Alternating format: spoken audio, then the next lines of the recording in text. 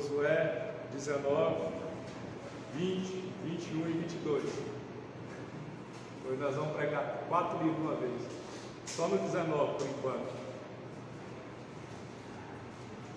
O 19, o verso 49.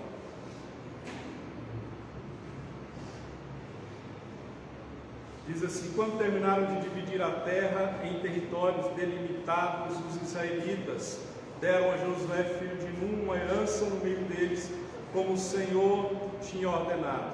Deram-lhe a cidade que ele havia pedido, Timnat-Sera, nos montes de Efraim, onde ele reconstruiu a cidade e se estabeleceu. Foram esses os territórios que o sacerdote Eleazar, Josué, filho de Nun, e os chefes das tribos das clãs de Israel repartiram por sorteio em Siló, na presença do Senhor, à entrada da tenda do encontro, e assim terminaram de dividir a terra. Amém? O tema da mensagem de hoje: missão cumprida. Amém? Diga glória a Deus. Aleluia.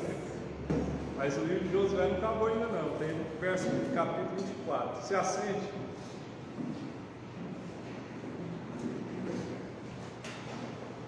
Hoje eu fiz um resumo de tudo, dos capítulos 19, 20, 21 e 22. E hoje nós vamos estudar esses livros na proposta que nós estamos de estudar todo o livro de Josué. Começamos, obviamente, no capítulo 1 e já estamos no capítulo 22. Depois vai ficar faltando só o 23 e o 24. Aí depois nós vamos estudar outro livro da Bíblia. Amém? Nós sabemos e estamos vendo todos esses dias, esses meses, né? Já tem alguns meses que nós estamos vendo Josué, e nós percebemos que o objetivo dessa terra, o objetivo, aliás, de todo o livro de Josué, o alvo era conquistar a terra que outrora foi prometida por Deus. E aqui o verso 31 do capítulo 19 termina dizendo: e assim terminaram de dividir a terra. Todas as tribos já haviam recebido a sua parte da herança que havia sido dada por Deus, inclusive o general, inclusive o líder, que era Josué. A gente percebe que em toda a conquista da terra prometida, Josué teve derrotas e teve vitória, e ele soube honrar a Deus tanto na vitória quanto na derrota. Nós temos que ser fiéis a Deus, independente se estamos bem na vida ou não. Nós aprendemos o segredo de viver contente com Josué, que é que ele aprendeu a viver contente como Paulo aprendeu. E aqui Josué, ele esperou com que todas as tribos recebessem a sua parte, para que ele pudesse receber também a sua parte. E como seu amigo Caleb, ele preferiu viver na região montanhosa. O texto aqui é claro em dizer que ele recebeu uma terra chamada Timnat-Sera, que era na região montanhosa, a pedido de Josué. E a gente percebe aqui que a palavra do Senhor diz em 1 Coríntios 9, diz que o trabalhador é digno do seu salário. Então não era nada mais do que justo do que o líder que suportou toda a prova, que suportou toda a aflição, que teve que guiar esse povo. E para quem está à frente de um povo, a gente sabe que ele carrega, o líder, ele carrega toda a carga, não só dele, mas de todas as pessoas. Eu disse alguns dias atrás que a minha cabeça ela fica 24 horas por dia lembrando e relembrando os pedidos de oração que as pessoas me fazem. Por mais que eu não dobre o meu joelho ali, às vezes eu faço, mas às vezes eu estou no carro, andando, onde eu estiver, minha cabeça está sempre lá, dizendo: abençoa fulano, abençoa ciclano, sempre pedindo. E a gente percebe que nada mais digno do que Josué receber a sua parte do seu salário, receber a sua parte da herança. Acabamos aqui o capítulo 19, pulamos agora para o capítulo 20.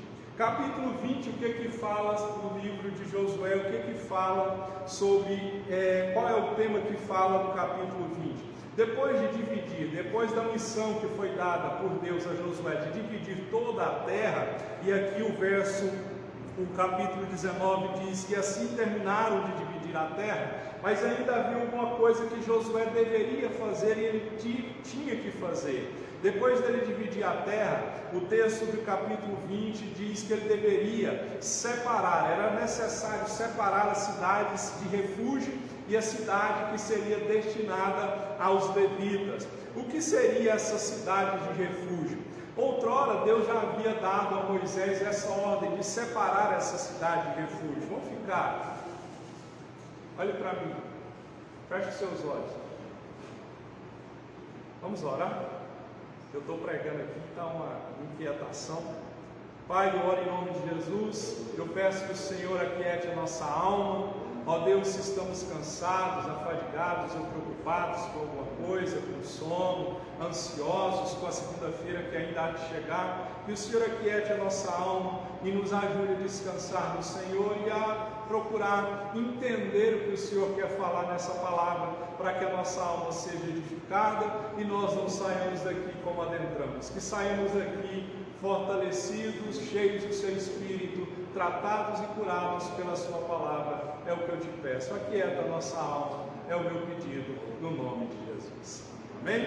Então vamos voltar aqui. Josué teria e tinha que dividir, separar algumas cidades dentre essa terra, que seriam as cidades de refúgio e a cidade dos levitas. E Moisés já havia dado essa ordem para Moisés, Deus já havia dado essa ordem para Moisés para separar essa cidade de refúgio. Qual era o propósito dessa cidade de refúgio? A gente sabe, a palavra do Senhor diz que uma das maiores transgressões, uma das mais graves transgressões naquela época, e ainda o é, era o homicídio. Os assassinos, eles não deveriam receber misericórdia. Se alguém fosse pego por assassinato, a Bíblia e a lei daquela época dizia que ele deveria ser assassinado. Eu vi uma notícia, perdão pela forma que eu vou me esboçar, mas foi uma boa notícia. Não sei se vocês viram aí, um cidadão matou 2 crianças na cidade de Donópolis, né? Ele matou uma criança, parece 5 anos e uma de 7, né? E a polícia foi atrás dele, ele veio já sem vida. Parece ser estranho o que eu estou dizendo, mas a justiça foi feita. Não é que eu sou daquela bandido bom e bandido morto. Não, mas ele colheu o que ele plantou, não é? Quem sabe se ele fosse para a justiça, e se ele morreu é porque ele resistiu à polícia. Se ele fosse levado para a justiça, a nossa justiça é muito falha. Você concorda comigo? Com um bom advogado, você concorda comigo? O advogado está aqui, ele poderia ser solto, poderia cumprir pouco tempo, então ele colheu o que ele plantou. Nessa época aqui, o assassino, se ele fosse pego, ele deveria receber a morte, não tinha misericórdia para ele, mas Deus, como é um Deus de graça, preste atenção nisso, ele fez uma concessão, nos casos de homicídio culposo, que é aquele homicídio que não tem a intenção de matar, não é? E a gente percebe que as 6 cidades de refúgio era necessário, porque naquela época não tinha polícia para investigar como hoje nós temos. Hoje, se acontece um assassinato, acontece alguma coisa fora dos padrões morais da lei, a polícia militar chega primeiro, pega o camarada, se assim o for, leva ele para a polícia civil, e a polícia civil dá andamento no todo o processo até chegar na justiça. Naquela época não tinha esse tipo de coisa. Era como que o assassino que cometeu o crime, ele era julgado, era responsabilidade de cada família deveria providenciar a vingança do crime, era a família que ia atrás de vingança, mas a gente percebe aqui como que a família ia saber se tratava de um homicídio que foi premeditado, que é o culposo, ou que foi um homicídio acidental, porque no calor de uma ira, de você perder uma pessoa, um ente querido, no calor de uma ira, o parente ele poderia matar alguém inocente, que não teve a intenção de matar, um acidente, entendeu? E a gente percebe que qualquer um que matasse outra pessoa, ele poderia fugir para essa cidade de refúgio. Deu para vocês entenderem? Acontecia um assassinato, essa pessoa que teve a intenção ou não de matar, ele, pela lei da palavra de Deus, ele tinha essa liberdade de fugir para essa cidade de refúgio, mas isso não significa que o assassino não seria julgado e condenado. A gente percebe que o assassino seria protegido, vingador de sangue, até que os anciãos investigassem o que havia acontecido. Ou seja, a pessoa foge para essa cidade de refúgio, lá tinha um ancião, e esse ancião e os anciãos iam investigar o que havia acontecido. Caso ele decidisse que o fugitivo era culpado, ele seria executado da mesma forma. Mas a gente percebe também, a única forma, se ele fosse livre, não fosse condenado, o sacerdote, quando ele morresse, o fugitivo estaria livre para voltar para casa. Então, se ele fosse absolvido, ele teria que continuar vivendo na cidade de refúgio, e só depois do sacerdote morrer que ele tinha a liberdade de sair daquela cidade de refúgio. E às vezes você pode estar perguntando: pastor, por que o senhor está falando de cidade de refúgio? O que isso tem a ver comigo? Por que o senhor está falando isso para mim? Porque a gente esquece que Jesus é a nossa cidade de refúgio. A palavra do Senhor lida no início aqui foi que o nosso Deus, Ele é o nosso refúgio, um socorro bem presente no dia da angústia. Hebreus 6,18 diz assim: nós que nos refugiamos nele, para tomar posse da herança a nós proposta. Então essa cidade de refúgio, descrita em Josué capítulo 20, são um retrato da nossa salvação em Cristo Jesus. Então em Cristo nós ficamos livres do vingador de sangue, nele nós estamos salvos. Então quando nós estávamos no pecado, e o nosso destino era a morte, a condenação, o que aconteceu? Nós ouvimos a voz de Cristo nos chamando, e nós fomos até a Ele, nós atendemos ao chamado do Senhor e fomos até a Ele. Então em Cristo nós estamos salvos. Então antes o criminoso ia para a cidade de refúgio para ser investigado pelo sacerdote, mas agora eu e você, nós buscamos a Cristo sem a necessidade de investigação. Por quê? Porque nós sabemos que somos culpados e nós admitimos essa culpa.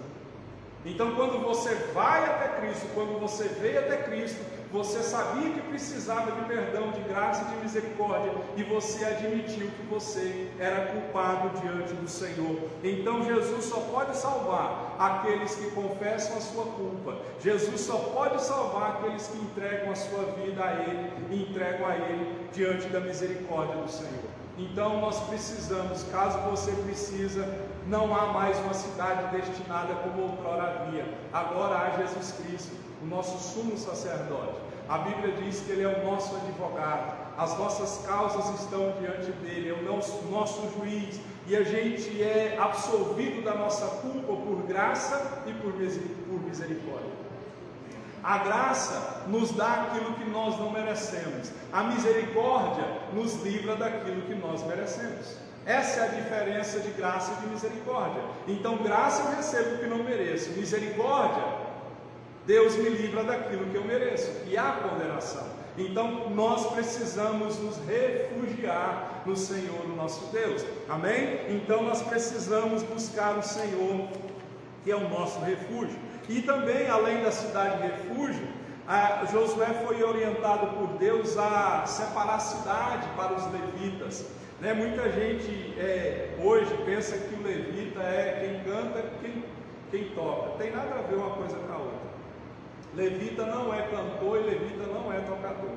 Levita era como se fosse um diácono nos dias de hoje. Ele carregava a arca, ele limpava o templo, ele limpava, fazia as coisas. Não tem nada a ver com cantor e com tocador. Amém? Procure isso que você vai ver que eu estou certo, não eu, a Bíblia. Então a tribo de Levi, essas tribos, a tribo não recebeu um território. A tribo de Levi não recebe um território. Ela foi dispersa por toda a terra. Então é por isso que a gente vê que eles não receberam. Por que eles foram dispersos por toda a terra e não receberam uma terra para eles morarem? Eles foram para todos os cantos da terra. Jesus disse o que sobre o ide? Ide por todo mundo, prega o evangelho. Aquele que crê vai ser salvo, aquele que não crê vai ser condenado. Então os levitas, aqui a tribo de Levi, eles precisavam estar em vários lugares para que eles pudessem ensinar sobre a lei de Deus. Mas porém, os levitas, aqueles que exerciam uma função no templo, eles precisavam de um lugar para morar, e Deus separou 48 cidades para que eles pudessem morar. Dentre essas 48, 6 eram cidades de refúgio, como nós acabamos de falar. E essas cidades, essas terras dadas aos levitas não poderiam ser vendidas, que era a herança do Senhor, era a terra do Senhor. Eles só poderiam vender as casas. E essa seção do capítulo 20 e 21 termina com 3 declarações. Em primeiro lugar, Deus foi fiel. Ele deu aquilo que ele havia prometido ao povo de Israel. Em segundo, ele manteve a sua aliança. Em terceiro, Deus deu vitória. Deus cumpriu todas as promessas. Então, nessa sessão que termina no livro de Josué, nós percebemos a fidelidade de Deus, apesar da infidelidade dos homens. Então, quando a gente aplica isso na nossa vida, nós podemos entender e temos que aceitar que o nosso Deus, Ele é fiel. Ele não é homem para mentir, muito menos filho do homem para se arrepender. Quando Ele nos faz uma promessa, Ele é fiel para cumprir essa promessa. Então, se você tem uma promessa, eu tenho certeza que você tem, pode esperar confiantemente no Senhor, que Ele vai cumprir essa promessa, porque Ele não é homem para mentir. Amém? Seja firme no Senhor, porque Deus foi fiel e deu a terra de Israel, ou que outrora havia prometido há muito tempo lá atrás, aos patriarcas, Abraão, Isaac e Jacó. Aqui Josué tomou posse. Amém? Então, persevere no Senhor, não desista, porque se você ainda não tomou posse da sua terra prometida, Josué e o seu livro nos mostra que quem permanece fiel, perseverando no Senhor, ele alcança a vitória. Amém? Muita gente não alcança a vitória porque é como Tiago, em seu livro diz, que é como as ondas do mar, é levada e impelida pelo vento. Um dia está bem, outro dia está mal. Um dia está com Deus, outro dia está fora.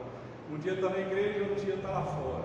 Nunca consegue manter uma constância e uma dedicação ao Senhor. Tais pessoas não vão receber parte da herança do Senhor, porque elas não são fiéis, elas não permanecem firmes com o Senhor.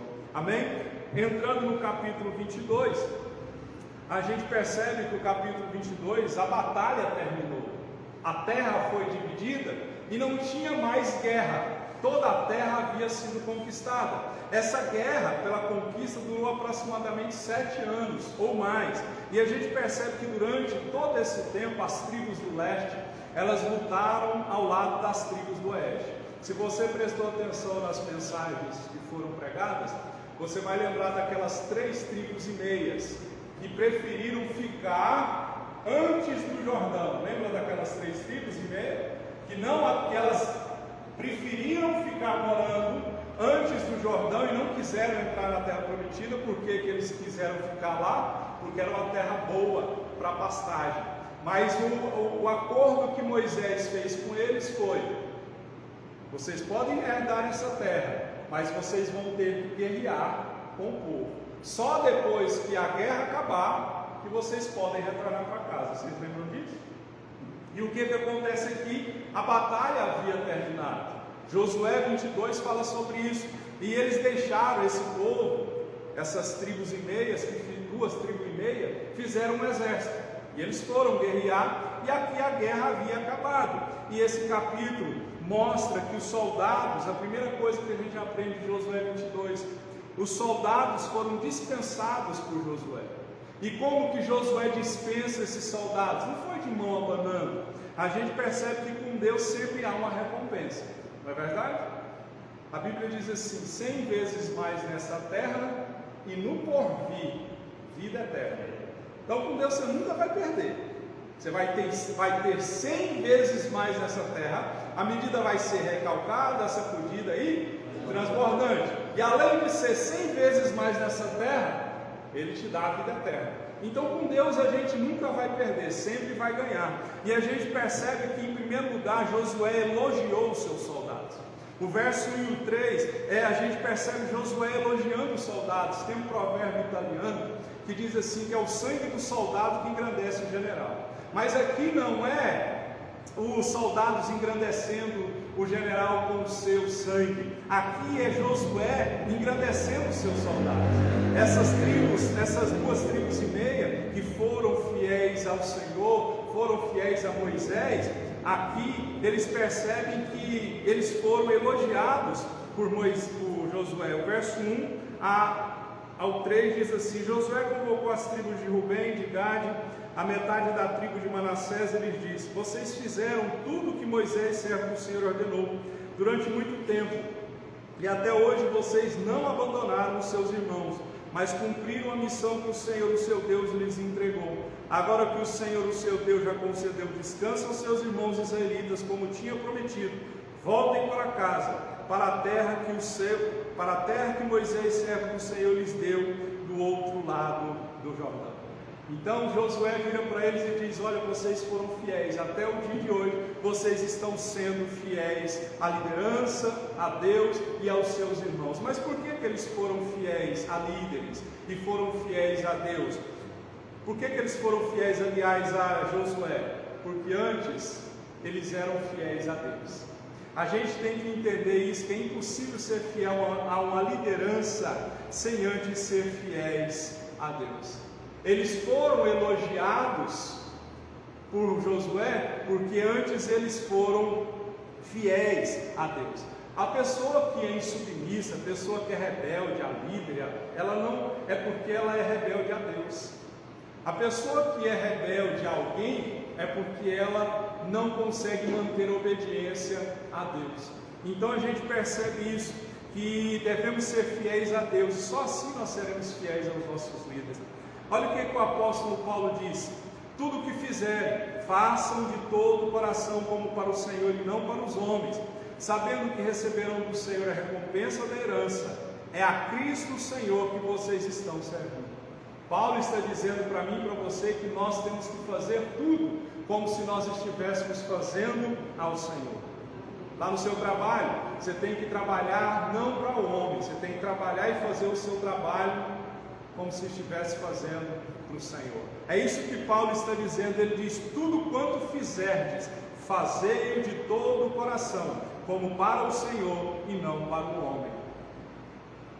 Esses exércitos foram elogiados porque antes eles estavam trabalhando e batalhando para o Senhor. Tem gente nos dias de hoje que está fazendo as coisas, principalmente na obra do Senhor, para ser visto. Tem crente que ele só faz as coisas se tiver um holofote, se alguém estiver vendo. Não é verdade? Tem gente que é assim, tem crente que é assim. Se o pastor não estiver olhando, se o líder dele não estiver olhando, ele não faz. Mas se ele vê que o líder está vendo ele faz. Eu me lembro de uma época quando eu trabalhava lá no supermercado Bretas, ali do Goiânia Shopping, tinha um rapaz da nossa equipe lá que ele era muito brincalhão. Aí teve um momento lá que o encarregado não estava, o gerente não estava, só estavam os funcionários. O supermercado inteiro, não tinha, o gerente não tinha chegado, o encarregado não tinha chegado, e estava só a gente ali, todo mundo à toa, né? Todo mundo ali à toa. E de repente, quando alguém fala encarregado, vem. Aí um pega uma vassoura, um pega um rodo, um pega uma caixa, um começa a fazer alguma coisa, mas não é assim que tem que ser a nossa vida. Mesmo que ninguém esteja vendo, mesmo que não haja um líder, uma autoridade sobre você, faça o melhor, porque você está fazendo não para o homem, você está fazendo para Deus. Amém? Depois de elogiar os soldados, Josué dispensa os seus soldados, porque a missão tinha concluído, eles podiam voltar para casa, e Deus estava dando descanso para eles. Deus deu descanso para a terra, e a palavra descanso aqui, ela tem a conotação de vitória, de segurança. Deus havia prometido vitória e segurança, descanso, e Ele havia cumprido a promessa do Senhor. E a gente percebe que quando a gente crê em Jesus, nós temos descanso. É ou não é verdade? Quando nós buscamos a Deus, Ele nos dá descanso. Jesus disse o seguinte: vinde a mim os que estáis cansados e sobrecarregados, e eu vos aliviarei. Então nós temos que buscar o Senhor para ter descanso. Então os soldados, depois de vários anos de guerra, eles tiveram a sua herança, que era descansar. A terra não tinha guerra, então não precisava mais de descanso. O que eu entendo com isso? Toda luta tem um fim. Diga amém. Amém. Toda provação acaba. Diga amém. Amém. Toda provação vai acabar, todo problema vai acabar. Não há problema que dura para sempre. Não é verdade? Quando você olha para trás, quando eu olho para trás da sua vida, você olha e eu percebo problemas assim que eram insuperáveis ao nosso ver. Mas nós estamos aqui de pé.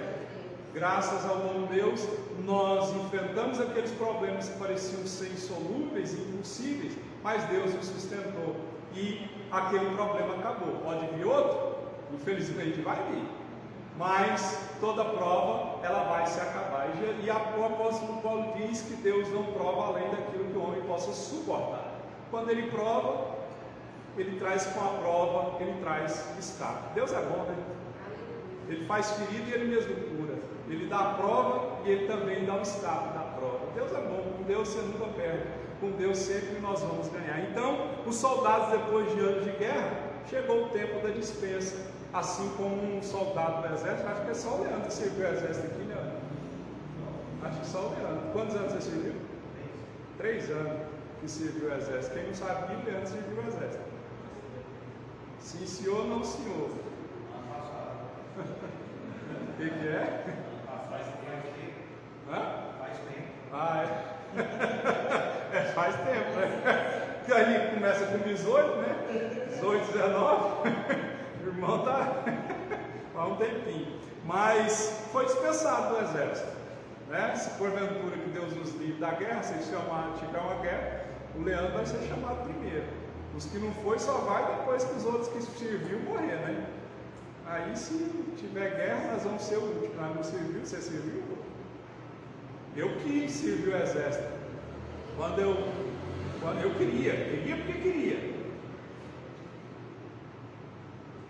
E você vê como que é a coisa. Na época que eu estava servindo o exército, eu trabalhava ali aqui na 20, do lado onde era a antiga igreja. Foi o meu primeiro emprego. E o irmão do meu patrão, ele era sargento ou tenente do exército. Ele estava na ativa ainda. Ele ainda estava na ativa. Aí eu peguei e falei assim: opa, conversei com ele e falei: eu quero ir para o exército. E ele falou assim, eu lembro como se fosse hoje, ele falou assim: me dá o número do seu CAN. É aquele papelzinho que eles dão. Certificado de alistamento militar. Obrigado, soldado. Certificado de alistamento militar. Eu peguei e dei aquele número para ele. E ele trabalhava lá no quartel de Brasília, lá no Ministério do Exército, sei lá onde ele trabalhava lá. Ele sumiu o papel e passou o dia. Aí eu fui lá no 42 ali no Guanabara, que hoje não é 40, não é lá, acho que é agora é de paraquedismo, né? Batalhão de paraquedismo lá, mas na época era 42. Fui lá e eles não me pegaram, mas eu louvo a Deus, hoje eu não sirvo o exército, mas eu sirvo o general que é Cristo. Então eu estou na batalha. Nosso general é Cristo, seguimos os seus passos. Então, esses soldados foram dispensados. Aí você fala assim, a gente pode pensar assim: eu estou querendo dispensa. Os soldados foram dispensados da guerra, mas nós ainda não fomos dispensados dessa guerra. Tem muita coisa a ser feita. Sabe quando nós vamos ser dispensados? Quando a morte chegar ou quando Jesus voltar. Amém? Só assim nós seremos dispensados da guerra. Amém? Então nós não fomos dispensados da guerra. Não tem férias não, com Deus não tem férias. Está época de férias aí, ó. Não é? Eu fico olhando no Instagram, todo mundo viajando. Eu penso comigo, eu não sou todo mundo, então não vou viajar. né, Pedro? Eu não sou todo mundo, então nós não viajamos. Mas não tem dispensa dessa guerra. A nossa guerra não é contra a carne nem contra o sangue, ela é contra o principado e potestade. Então, 24 horas por dia até Jesus voltar, nós vamos estar nessa guerra. Amém? Depois do que os soldados foram dispensados pelo seu general, que era Josué, Josué exorta esses soldados. O verso 5 diz assim: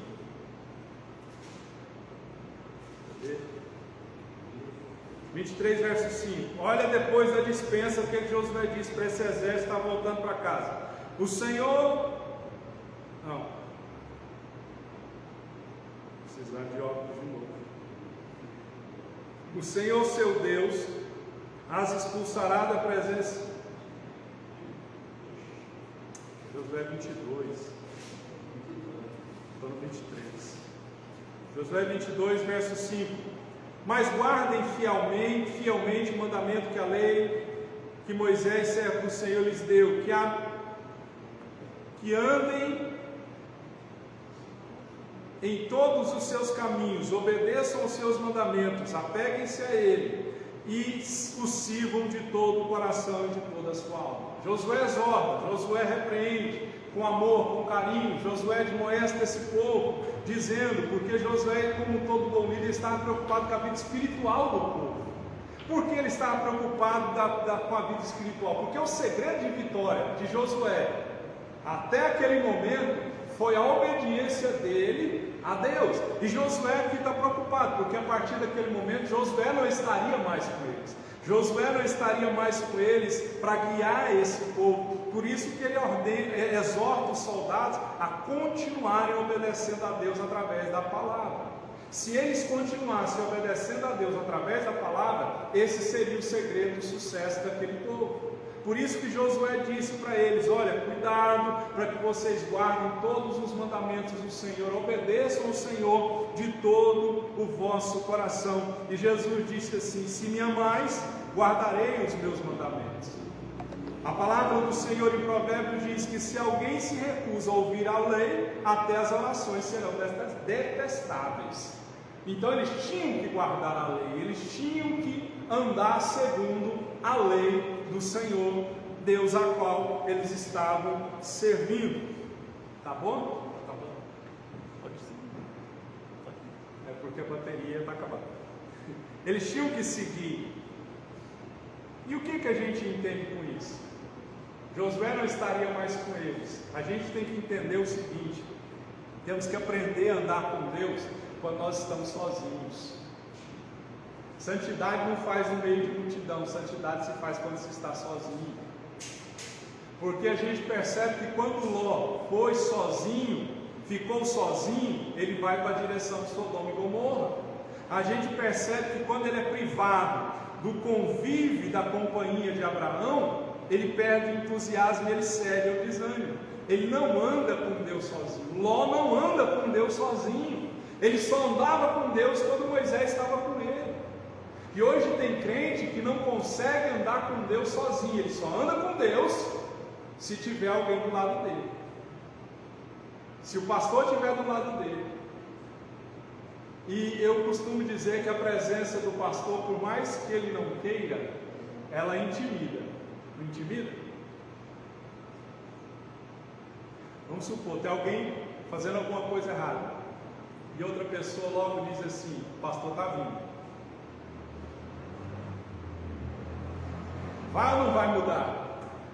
Vai, glória a Deus, aleluia. Vai ou não vai mudar?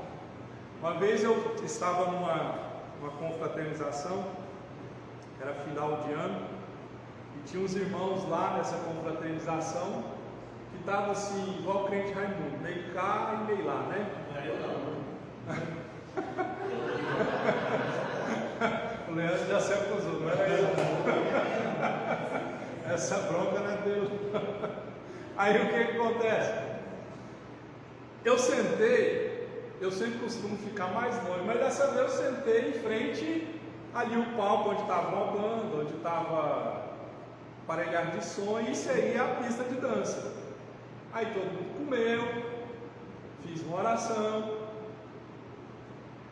Aí eu a música começou a tocar, e aquele que está meio lá, meio cá, que diz que é crente, mas não é, o pezinho começa a balançar, ele começa a cantar a música, ele começa a mexer o quadril, e aí começava a mexer, olhava para mim, eu falei para mim mesmo, vamos embora que o pastor está inibindo os irmãos de pecar. Eles querem pecar, problema dele. Peguei e fui embora. Mas o que eu quero dizer com isso? Você tem que andar com Deus, mesmo que não tenha ninguém do seu lado, mesmo que não tenha um líder do seu lado, porque a santidade ela não se faz no meio da multidão, ela se faz quando está sozinho, porque no meio da multidão a gente consegue mascarar, não consegue? Mas no meio, quando a gente está sozinho, o olhar corre para onde não deve correr, o pensamento, as atitudes. Então a gente percebe que temos que aprender a andar com Deus sozinho. E esse povo foi exortado por Josué: cuidado, vocês estão indo embora, continue servindo ao Senhor, continue guardando os mandamentos do Senhor, para que lá na frente vocês não tragam problema para você e para toda a geração de vocês. Amém? Então ande com Deus, não só no domingo. Amém? Ande com Deus durante toda a sua semana. Não leia a Bíblia só durante o domingo. Amém? Se você está lendo a Bíblia só aqui nessa 1h30, tem alguma coisa errada, tem que ler Bíblia. Amém? Depois de exortar e orientar esses soldados, Josué abençoou esses soldados. A gente percebe o seguinte, que outrora era parte do ministério do sumo sacerdote abençoar o povo, mas também qualquer pessoa poderia abençoar, invocar a bênção de Deus sobre outras pessoas. A gente percebe aqui que o pai pode abençoar seus filhos, o líder pode abençoar o seu liderado, o esposo, a esposa. Então nós vamos olhar para alguém e vamos dizer assim: eu te abençoo em nome de Jesus. Amém? Eu te abençoo em nome de Jesus. Nós podemos abençoá-lo. Eu como líder, eu te abençoo em nome de Jesus. E além de abençoar esses soldados, Josué, o verso 6 ao 8, ele orienta esse povo que estava indo embora a dividir os despojos, dividir tudo aquilo que eles haviam adquirido como riqueza. Eles voltaram, o texto diz, não dá tempo de ler, o verso 6 ao 8, diz que eles voltam com muito ouro, prata, bronze, ferro, rebanhos e muitas roupas. Eles voltam ricos. Se você ler a Bíblia, quando o povo de Israel sai do Egito, lembra quando o anjo da morte passa? Morre todo mundo, morrem os primogênitos, e o povo fica desesperado. Se você tem uns versículos lá, acho que é no finalzinho, que diz assim, que o povo do Egito ficou tão desesperado, tão temeroso com o Deus de Israel, que eles queriam que o povo de Israel saísse com pressa, e eles foram dando toda a riqueza. Toda a riqueza foi dada para o povo. Por isso que muitas pessoas falam que o povo judeu é rico. Pode ter lá um pobrinho? Pode. Isso acontece em todo lugar, mas a maioria dos judeus, eles são ricos desde o princípio. E eles tinham que dividir. Após o milagre, eles não podiam ser egoístas. Amém? Lembra lá da pesca maravilhosa? Vocês lembram da pesca maravilhosa? Quando Pedro pescou, foi tanto peixe, ele chama as pessoas para puxar a rede com ele. O que eu entendo com isso? Nós não somos reservatórios de bênção para guardar a bênção que Deus deu para nós, só para nós. Nós somos canais para compartilhar com o outro o que Deus nos deu por sua graça. Se Deus tem te abençoado, entenda que essa bênção não é só para você. Deus quer que você compartilhe, Deus quer que você abençoe as outras pessoas. Amém? Porque a grande maioria, quando está em dificuldade, a dificuldade nos faz ser mais humildes. Você concorda comigo? Mas Winston Churchill, primeiro-ministro da Inglaterra, ele disse: quer conhecer alguém, dê poder para ele. Quer conhecer o crente, dá dinheiro para ele. O crente com dinheiro, se ele não for temente a Deus, ele não vai saber dividir.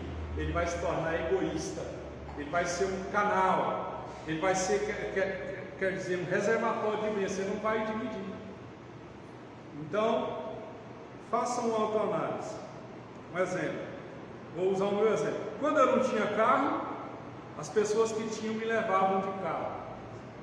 Qual que é o meu papel agora que eu tenho carro?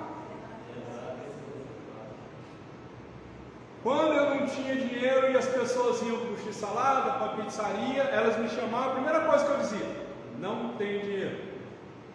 E as pessoas me levavam e pagavam. Qual que é o meu papel? Não agora, porque eu não tenho dinheiro também não. Depois eu vou falar que tem dinheiro, você vai falar: leva eu para o x-salada que eu te levei. Não tem dinheiro hoje. Aí o que acontece? Qual que é o meu papel quando eu tiver dinheiro? Levar alguém para comer um x-salada. Né? É você que está precisando me levar para comer salada. Só eu que pago? Meu filho. Amém? É porque ele levantou a mão assim, paga para mim. Agora você tem que pagar para mim, seu namorado, sua mãe e sua irmã. Agora a conta ficou cara, né, Isadora? Pagar para todo mundo. 10 milhões que ele ganha é pouca coisa. É igual uma vez eu me lembro que o Leandro e a Juliana levou a gente lá no Habib's ali da T7. Da T7 tem muito tempo, meu irmão.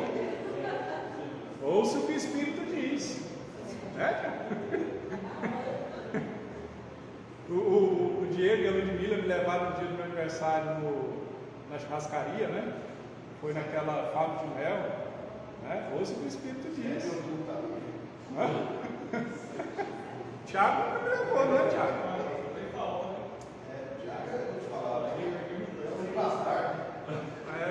Deus. Pega ele, Jesus. Não, é fora, irmão. Ele já está fora. Em casa não conta, não. Mas nós fomos jantar lá na casa dele. Mas vamos voltar aqui para encerrar. Quando os exércitos voltaram para casa, aqui já começou a arrumar problema. Você vê que o povo de Deus nunca para de ter problema. O que acontece aqui do verso 9 ao 10? Quando eles voltam, esses exércitos voltam para casa, quando eles chegam à beira do Jordão, eles constroem um altar. Por que eles constroem um altar? Porque esse altar serviria, quando eles estavam voltando, lembra que eles construíram vários marcos? Vocês lembram que tinha um marco de pedra no meio do Jordão? Vocês lembram disso? Eles voltaram e ao voltar eles estavam sendo perturbados pelas memórias. E quando a gente percebe aqui, esse povo, eles estavam deixando os irmãos, deixando o sacerdócio, deixando o tabernáculo, eles estavam deixando também a terra que Deus havia prometido para eles. Ou seja, eles não viveriam na terra abençoada e prometida por Deus, eles viveriam além do Jordão. E a gente percebe que essas tribos representam aqueles crentes que experimentam as bênçãos de Canaã. É aquele crente que vive na igreja, vive com Deus por um tempo, mas ele prefere viver fora, separado de Deus. É aquela pessoa que quer viver o melhor dos dois mundos. Ele quer a bênção de Deus, mas também quer viver o mundo. Ele é indeciso, ele é morno, ele não vive a promessa do Senhor. E quem é indeciso não pode viver em Canaã. E esse povo não volta, eles voltam para a terra e eles constroem um altar. E qual foi a solução para o problema que eles tinham criado? Foi construir um altar de pedra. Então a gente percebe que eles construíram algo para dar a impressão para as pessoas e para eles relembrarem que eles pertenciam à nação de Israel. Então esse memorial de pedra foi construído para eles lembrarem que eles pertenciam à nação de Israel, porque a tribo foi dividida. Eles ficaram de um lado do rio e a tribo que ficou na terra prometida vivenciaria a promessa do Senhor. E o que a gente entende com isso? Hoje muitos cristãos precisam de recursos artificiais para mostrar às outras pessoas que elas fazem parte do povo de Deus. Muitas pessoas precisam usar coisas, objetos religiosos. Vamos supor, o carro tem um adesivo que identifica que ela é crente. que ela é cristã, uma cruz, um crucifixo, uma camisa, um boné, para ela identificar ela como um cristão, mas isso não seria necessário se a conduta, se o testemunho dessa pessoa mostrasse que ela é cristã, porque a gente sabe que nós já somos o sal da terra, nós já somos a luz do mundo, então nós não precisamos de nenhum objeto para nos identificar. Você pode usar uma camisa falando Jesus te ama? Pode, isso não é problema. O que está sendo falado aqui é que eles construíram aquele altar para lembrar que eles pertenciam à nação de Israel. Hoje muitas pessoas se identificam através de uma roupa, mas é o que Jesus diz, elas querem se identificar e mostrar que elas são crentes através de uma roupa, mas Jesus diz: esse povo me louva com a boca, mas o coração está longe. Amém? Então, e essa construção desse altar, o texto diz que quase deu uma guerra civil, porque as outras tribos pensaram que eles estavam construindo um altar para instituir uma nova religião. Se você ler o texto, não dá mais tempo, eles quase tiveram, as outras tribos se prepararam para guerrear contra eles. Então a gente percebe que nós não precisamos de nada além de Jesus para identificar que nós somos cristãos. Alguém disse assim, que a Bíblia que muitos vão ler vai ser o nosso testemunho. Então dê testemunho, porque não adianta nada se identificar exteriormente como um cristão, mas não dar um testemunho de crente. Não adianta nada vestir-se da cabeça aos pés como um crente, mas o testemunho do crente não é de acordo com aquilo que ele diz ser. Fique de pé.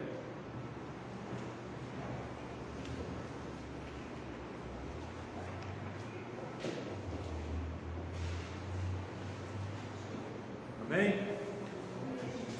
Então nós vamos orar para que nós também venhamos cumprir a nossa missão. Você vai pedir graça para cumprir a missão que o Senhor deu para você, e vamos nos refugiar no Senhor, assim como eles se refugiaram no Senhor. E como Josué exorta esse povo, nós vamos continuar servindo ao Senhor. Amém? Feche seus olhos, ore comigo. Pai querido, eu oro em nome de Jesus, o Senhor, crendo que o Senhor é Deus sobre a nossa vida, crendo que o Senhor nos deu uma missão a cumprir. A nossa missão, ó Deus, não é conquistar uma terra, ó Deus, geograficamente falando. A nossa missão é cumprir com o ídolo do Senhor. Todos fomos chamados antes que no ventre nós nascêssemos, e nós precisamos cumprir com o ídolo do Senhor na face dessa terra.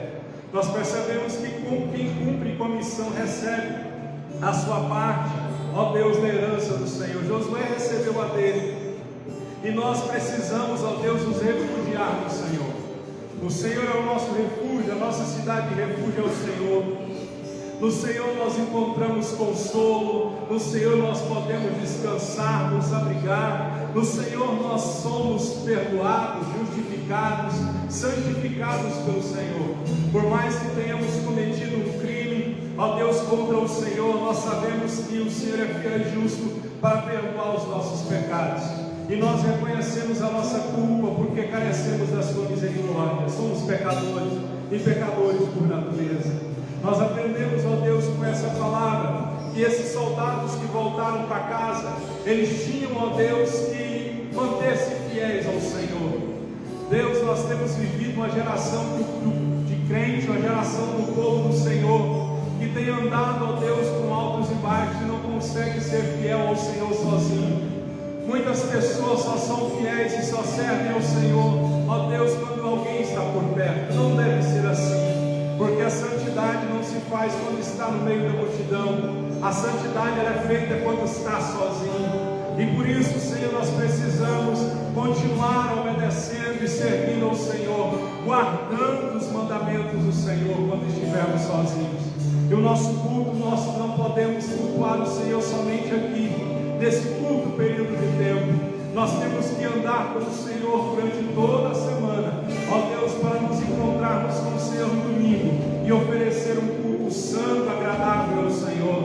Ó Deus, que nós possamos entender que nós não precisamos de um objeto, de alguma coisa que nos identifique, ó Deus, como cristão. Nós já somos ó Deus, sal da terra, nós já somos luz, ó Deus, deste mundo, ó Deus, e nós precisamos dar testemunho do Senhor para os homens que lá fora estão, para aqueles que não creem no Senhor, porque quando muitos olham para o testemunho de muitos que dizem ser crentes, eles ficam, ó Deus, escandalizados, ó Deus, porque o testemunho tem sido um testemunho de vergonha, mas que nós possamos, ó Deus, ó Pai, as pessoas possam nos identificar, não por aquilo que somos exteriormente, mas que elas possam ver o Senhor em nós, e que a graça do Senhor nos sustente, para que nós possamos cumprir a missão que a nós foi prometida, ó Deus, a missão que a nós foi dada, que nós possamos dizer no fim da nossa vida, como Paulo disse: combati o bom combate, acabei a carreira, guardei a fé, que nós possamos ser filhos do Senhor e cumprir com o chamado que o Senhor outrora nos deu, em nome de Jesus, que nós possamos, ó Deus, ser filhos do Senhor, nos dê graça para continuar te servindo, para continuar te adorando, até que o Senhor volte, ou até que a morte chegue até nós. É o que nós te pedimos, no nome de Jesus. Aleluia. Resumindo tudo, cumpra com a missão que Deus colocou sobre as suas mãos. Amém? Ezequiel 33 diz que quando o atalaia ver o mal vindo e não faz nada, o sangue será cobrado dele. Deus colocou sobre cada um de nós uma responsabilidade de fazer algo em prol da obra do Senhor. Se não fizermos, nós teremos falhado com a nossa missão. Você tem um chamado, cumpra com esse chamado. Não seja como Jonas, que tenta por diversas formas fugir do Senhor. Se entregue ao Senhor. Me lembro de uma vez que eu fui pregar numa igreja, ali para frente da Aravela ali. E tinha uma senhora sentada lá atrás, bem escondidinha. E Deus me mandou dizer para ela assim: o seu lugar não é aí, o seu lugar é aqui. Eu disse para ela: não sei porque me manda Deus falar isso. E ela disse: é porque eu sou esposa de pastor. Certamente ela estava fugindo da missão que Deus havia dado para ela. Não fuja de Deus, cumpra com aquilo que Deus